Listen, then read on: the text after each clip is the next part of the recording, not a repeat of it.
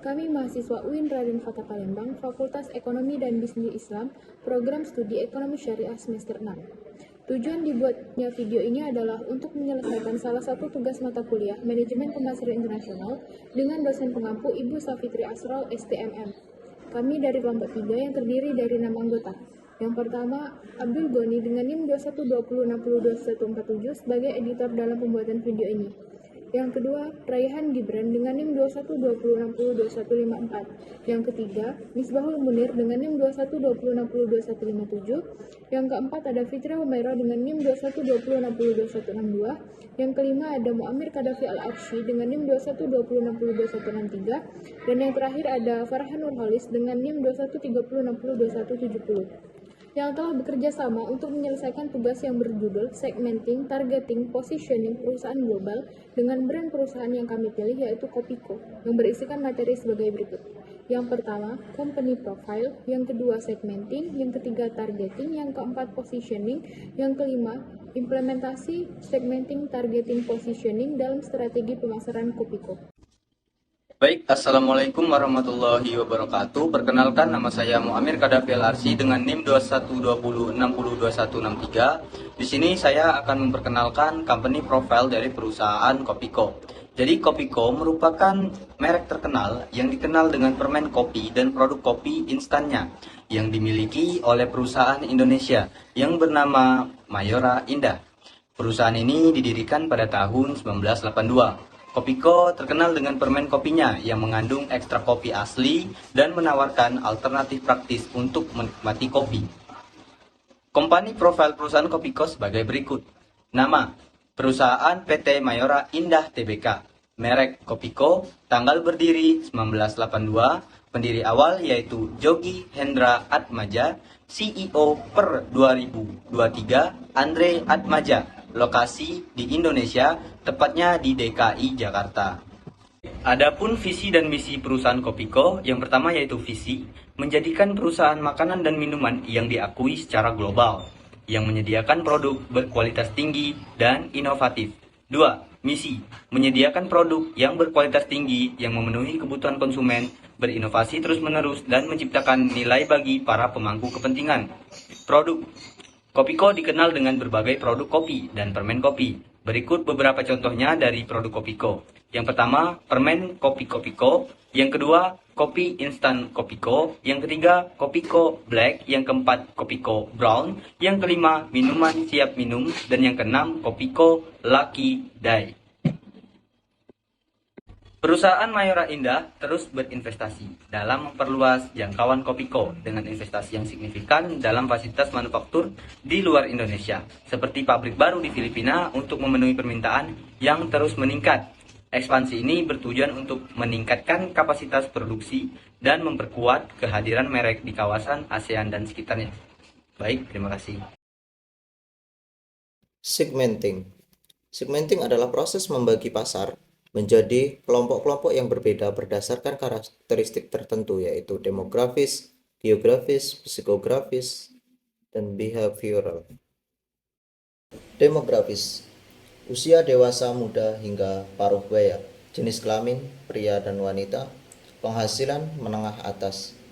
Geografis, wilayah, pasar domestik, Indonesia, dan internasional, Asia, Eropa, Amerika. Lokasi perkotaan dan pinggiran kota. Psikografis, gaya hidup, konsumen dengan gaya hidup aktif, pekerja kantor, pelajar, kelas sosial menengah ke atas. Behavioral, manfaat yang dicari, konsumen mencari kesegaran dan energi dari kopi. Tingkat loyalitas, konsumen setia dan konsumen potensial yang mudah beralih merek. Baik, di sini saya akan menjelaskan tentang targeting. Targeting adalah proses pemilihan segmen pasar yang akan dilayani oleh perusahaan Kopiko. Merek permen kopi yang diproduksi oleh PT Mayora Indah Tbk telah berhasil menyebar ke seluruh dunia melalui berbagai strategi pemasaran. Salah satu strategi yang digunakan oleh Kopiko adalah menggunakan penempatan produksi dalam drama Korea yang dikenal sebagai K-drama. Pendekatan ini telah efektif dalam meningkatkan kesadaran merek dan mencapai audiens yang lebih luas secara global. Selain itu, Kopiko telah fokus pada memperkuat identitas mereknya melalui branding yang konsisten dan inovasi. Produk yang telah berkontribusi pada kesuksesannya dalam menembus pasar internasional berdasarkan segmentasi di atas. Kopiko dapat menargetkan satu. Yang pertama, dewasa, muda, dan pekerja kantoran.